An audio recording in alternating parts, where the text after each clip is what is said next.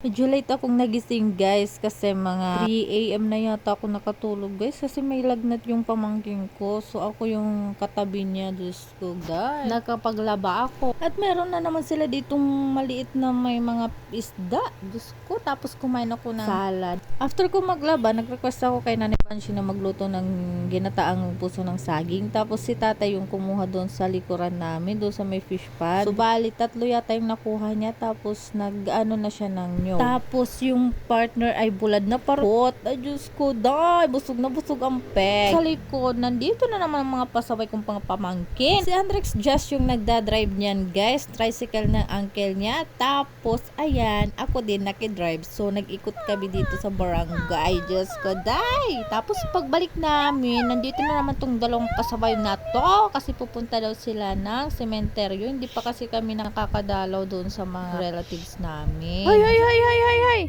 Ay, ay, ay, ay, ay, ay, ay.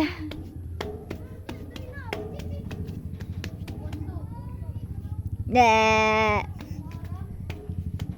Ne. Maganda pala tong maging ano nila, oh, hindi sila nakakalabas. So, ayan, papunta na sila doon sa sementeryo. Kami, mahuhuli yung kapatid ko pa nandun. Ang tagal-tagal magbihis. Gabi, hindi mahanap ko. Kita! Nagbakit! Bye-bye! Si Gabi, hindi ko. Nakita nyo yun guys, nagpakyut pa talagang si Kibeno na yan. So ayan, papunta na kami. Nantay kasi namin si nanay. Pero hindi pala siya sumama kasi may nagpapabalansi pa sa kanya. Yung mga naaning palay. So dito kami nag-start. Nandito nakalibing si Nanay Diling, yung nanay ni Nanay Lina, yung nanay ko.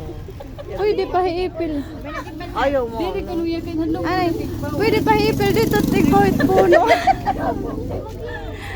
Naabutan namin dito sa Laipil. Tingnan nyo guys, ang ingay namin, diba? Mga ano namin dito, mababantad yung mga kalag talaga. Diyos ko, Ipil. Dito. Katumba. Agi, kay bayad kasi. Dahil tagsing ko yun na nila kandila. Baka na yung tagsusan una, mga bayo. Kuan, tatay ni Ipil. Ano? Nagtugon kasi na, nagtugon kasi na. Pakanto na ko. Ipil, makadi na kami.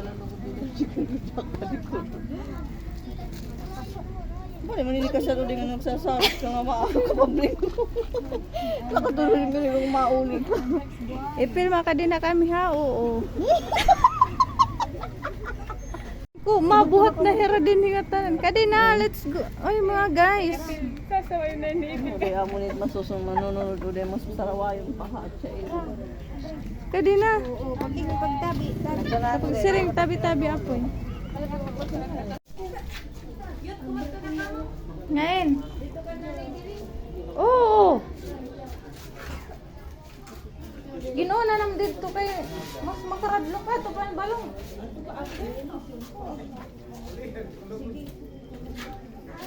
Ay, kamaagi. Pwede kang kami dito na yung sulod na wawarakan. Ano? Uri ka mo tumayok di isgang ka mo ni Kuya Dik. Ala. Tabi-tabi. Ipil na hadlok na siya ako. So, ayan, yung kuya namin. Oh, really? Tama ka na. Tigadi ito. Ikaw din Sabado kay Ganduro, baliwat.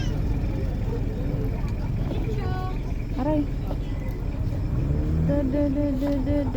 Kada na. Mas siram-siram. So, dito sa may bungad, hinuli namin si Lola Pilising na anuhan ng kandila kasi nandito lang naman yung mga auntie ko. Si tatay, nandito sila nagiinuman, tapos yung mga pinsan ko. Ano kasi talaga guys, November 1 at 2, doon kami sa kabila. Saan nandun sila kuya, sila lolo, nakalibing. So, dito, nung namatay si Lola, lumipat na kami dito sa kabila kasi doon. Parang maliit na yung daanan. Mag-classmate gad kita. Pero mila kita nagkaka-oros. Ay lang ito na ginamo kaya dito. Diin. Kaya ano, kaya tato.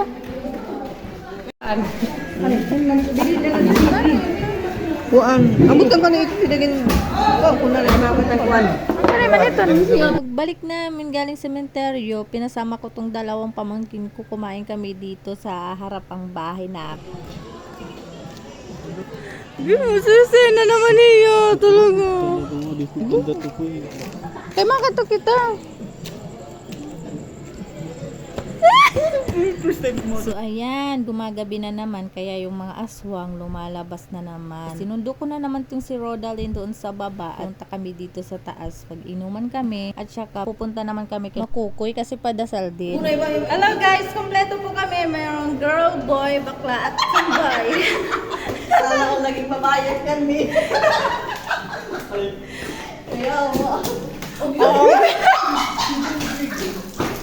Oh, gano'n ako dyan. Este. Oh, gusto nga rin undan. Ayaw yung undan kay may makeup.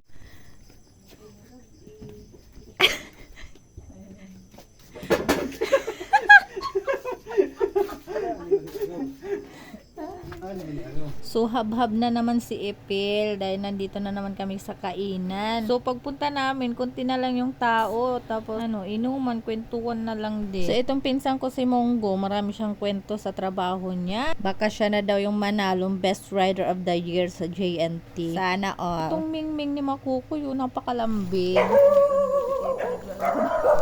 As usual, pag mga aswang, natatakot yung mga aso. Hinatid na naman namin itong si Rodalyn, Diyos ko. Ano na ano yung boses? Ano? Oh, siya ka na. Aray, okay lang ako. Na ano yun? Ano sa manipil? Nen, sagutan agad ako. Malungay ka agad ako. So ito si Makokoy nagpapabebe doon sa taas ng harapan ng bahay namin. Kasi may mga boys. Diyos ko, dahil.